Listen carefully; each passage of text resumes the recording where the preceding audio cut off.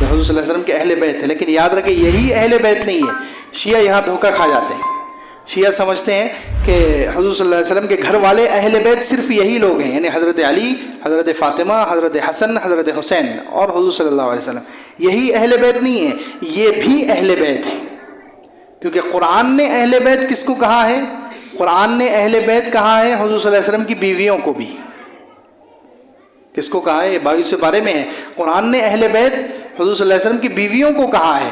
اب علماء کہتے ہیں کہ حضور صلی اللہ علیہ وسلم نے اس آیت کی تصریح کرتے ہوئے یہاں مباہلے کے وقت میں اپنے بیٹی، داماد اور 2 نواسوں کو بھی اس میں شامل کر لیا. یعنی اللہ تعالیٰ کی طرف سے تو حضور صلی اللہ علیہ وسلم کے گھر والے جو پہلے سے تھے حضور تھے اور آپ کی بیویاں تھیں. ادھر حضور صلی اللہ علیہ وسلم نے اس کی تصریح کر کے اپنے 2 نواسوں کو اور اپنے بیٹی اور داماد کو ملا دیا. یہ سب اہل بیت ہیں.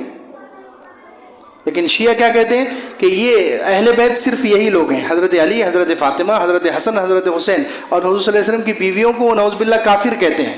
حضرت عائشہ رضی اللہ عنہ کو نعوذ باللہ زانیہ کہتے ہیں. عجیب عجیب عقیدے ہیں ان کے، گندے انتہائی کفری عقیدے.